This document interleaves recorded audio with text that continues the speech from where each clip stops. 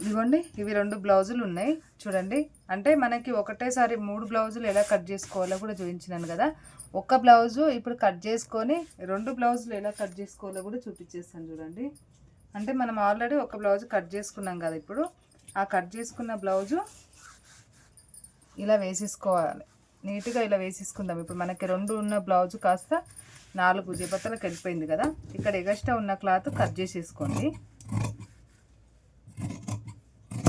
Cut చేసేసి మనకి cut చేసుకున్నాం కదా బ్లౌజు, మన దగ్గర కట్ చేసుకున్న బ్లౌజ్ ఉంటుంది కదా, ఆ బ్లౌజు ఇలా పెట్టేసుకొని నీట్గా ఈ బ్లౌజు మీదనే మళ్ళీ ఇలా కట్ చేసేసుకోండి.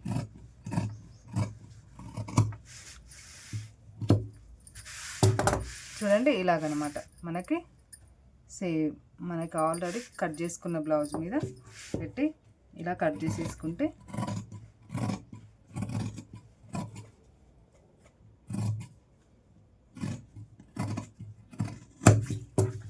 సరిపోతుంది. ఓకేనా.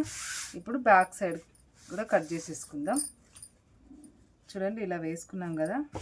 2 కరెక్ట్గా ఉన్నాయా లేదా మాత్రం చూసుకోండి. ఇలాగా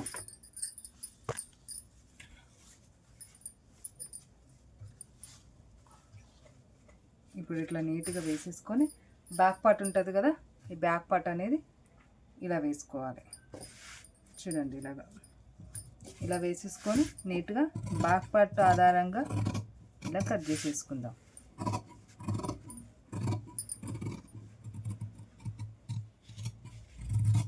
చూడండి ఇలాగా నీట్గా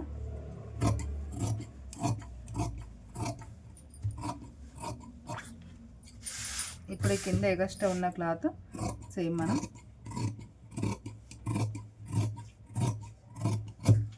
ఇలా కట్ చేసేసుకుందాం.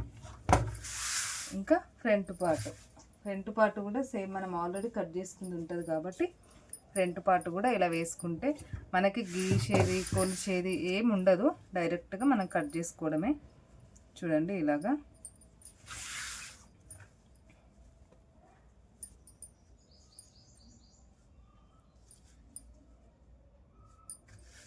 ఇలా వేసేసుకుందాం. కరెక్ట్గా ఉందా లేదా చూసుకోండి.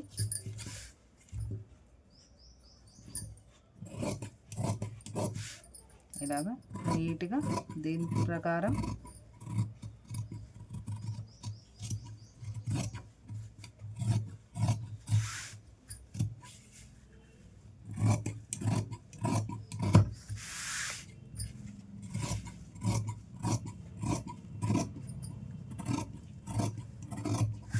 నీట్గా ఇలా కట్ చేసుకోవాలి. చూడండి మనకి కొలతలు మెజర్మెంట్ ఏం అవసరం లేదు, ఆది బ్లౌజ్ అవసరం లేదు.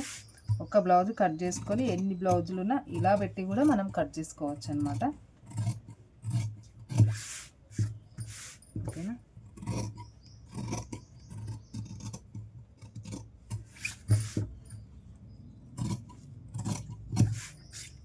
ఇప్పుడు క్రాస్ పట్టీలు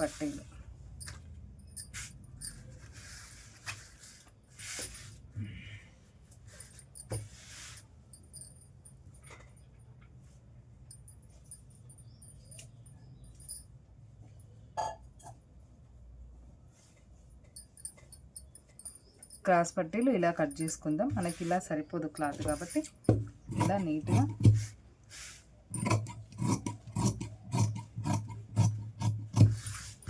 ఇక్కడ ఏదైనా చిన్న క్లాత్ ముక్కలు ఇవే ముక్కలైనా సరే ఇలా జాయిన్ చేసేసుకొని మనకి ఎంత అవసరమో అంత కట్ చేసేసుకుంటే సరిపోతుంది. ఓకేనా.